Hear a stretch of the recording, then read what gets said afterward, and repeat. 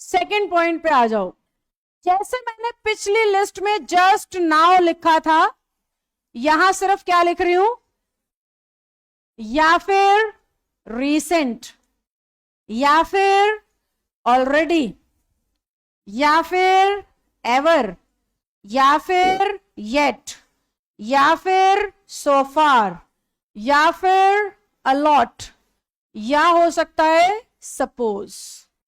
ये शब्द जहां भी आएंगे हमारा टेंस होगा प्रेजेंट परफेक्ट। रूल सीधा सीधा क्या बन गया, जहां भी ये शब्द आएंगे अपने को हैज है थर्ड फॉर्म लगाना है। तुम्हें टेंस का नाम याद रखने की जरूरत नहीं है, ये मैं सिर्फ कनेक्ट करने के लिए बता रही हूं। आप सीधा ध्यान कर सकते हो, इन शब्दों को देखते he has have third form लगाऊंगा भाई। टेंस बताना मैं टीचर हूं इसलिए बताना पड़ रहा है, नहीं तो तुम्हारा काम तो वर्ब को मॉडिफाई करना है। वो हैड लिखे काट के हैज हैव बनाना है, वो इज एम आर लिखे काट देना है, वो वॉज वर लिखे काट देना है। कोई भी वर्ब लिखे इसके अलावा वो एरर है, क्योंकि सही तो एक ही है, बाकी सारे तरीके गलत है। अब ज्यादातर बार बच्चा किस में कंफ्यूज होता है,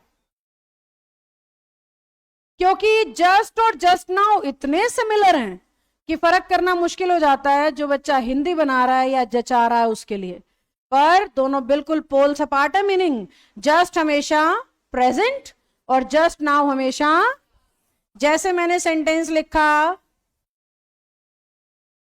शी हैड जस्ट फिनिश्ड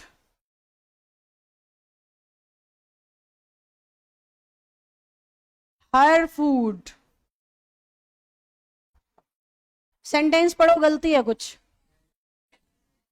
तुम्हारा काम है पेपर में इसको पहचानना, और जैसे ही ये दिख जाए ये चेक करना हैज हैव थर्ड फॉर्म होनी, इसके सिवाय कुछ भी है तो वो पक्का गलत है। नाउ के अलावा हो सकता है नाउ अडेज, नाउ हो, नाउ अडेज हो, दीज डेज हो, दीज डेज होना चाहिए। अगर दोज डेज हुआ तो रूल खत्म, दीज डेज हुआ तो रूल चलेगा, दोज डेज हुआ तो रूल खत्म। अब ये रूल क्या कह रहा है, ये कह रहा है जी मेरे साथ तो चाहिए प्रेजेंट कंटिन्यूअस। कौन सा चाहिए, जोर से बोलो, कौन सा चाहिए। क्या था प्रेजेंट कंटिन्यूअस, इतना लंबा सारा क्या बोल रहे हो, छोटा सा था is am are plus ING, कुछ और ही राम कहानी सुनाए जा रहे हो। Present continuous means is am are के साथ अपनी वर्ब पे आईएनजी। तो ये शब्द याद रखने हैं, इज एम आर आईएनजी है तो सही, इज एम आर आईएनजी नहीं है तो। अब दीज डेज में प्रेजेंट कॉन्टिन्यूअस होता है, दोज डेज में पास्ट कॉन्टिन्यूअस होता है। अब पास्ट कॉन्टिन्यूअस क्या था, वॉज वर प्लस आईएनजी। तो अपने पेपर में ध्यान से देखना, दीज डेज लिखा है इज एम आर आईएनजी चुन लो, दोज डेज लिखा है तो वॉज वर आईएनजी चुन लो। समझे कि नहीं समझे, श्योर हो, ये शब्द याद रख लोगे। वर्ड स्टाइल एरर में मेहनत ही एक जगह लगेगी, शब्दों को याद करने में कंफ्यूज ही एक चीज करेंगे, ये कौन सी वाली लिस्ट में शब्द था, प्रेजेंट वाली में था कि आईएनजी वाली में था कि पास्ट वाली में था।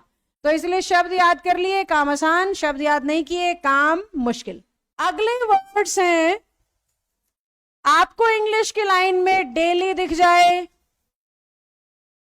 ऑफन मिल जाए, ऑलवेज मिल जाए, हार्डली मिल जाए, एवरीडे मिल जाए, एवरी संडे मंडे ऐसा कुछ मिल जाए। ये सारे शब्द आपको हैबिट दिखाने का काम करते हैं।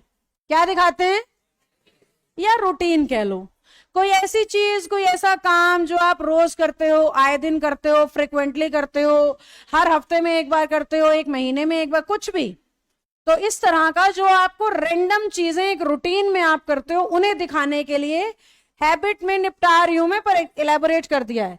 आपका जो टेंस होता है वो सिंपल प्रेजेंट होता है। कई बार किताबें लिख देती हैं यूनिवर्सल ट्रूथ के लिए सिंपल प्रेजेंट लगाओ, यही सेम रूल बुक्स में ऐसा मिलता है कि यूनिवर्सल ट्रूथ है ना, कोई ऐसी बात कह रहे हो जो सर्वमान्य सच्चाई है, तो वहां पे सिंपल प्रेजेंट होना चाहिए, क्योंकि सर्वमान्य सच्चाइयों को बदला नहीं जा सकता और आदतों को भी बदला बड़ा ही मुश्किल है आदत को बदलना। क्योंकि जब भी हम आदत कह रहे हैं, यूनिवर्सल ट्रुथ कह रहे हैं, कोई भी ऐसी बात कह रहे हैं जो हमें रोज करना है, उसके लिए एक्शन कौन सा है? सिंपल प्रेजेंट याद होगा, फर्स्ट फॉर्म पे। तो हमारे बच्चे का काम ये है जी, इन शब्दों के साथ या तो फर्स्ट फॉर्म आएगी। अब एसओरियस और फर्स्ट फॉर्म में फर्क क्या है, नए बच्चों को नहीं पता होगा। फर्स्ट फॉर्म प्लूरल होती है, एसओरियस लगने पे सिंगुलर हो जाती है। फर्स्ट फॉर्म प्लूरल, एक से ज्यादा, और एसईएस लगने पे सिंगुलर, सिर्फ एक। तो आपने अपने पेपर में ये देखना है कि बात नेहा की हो रही है या नेहा एंड पिंकी दोनों की। नेहा है तो एसओरियस लगा देना, सिंगुलर है। नेहा पिंकी दो प्लूरल हो गए, प्लूरल हो गए तो वर्ब की बाकी बात शुरू कहां से होगी? इन शब्दों से। ये शब्द जहां भी दिखे आपका टेंस पक्का सिंपल प्रेजेंट होना चाहिए।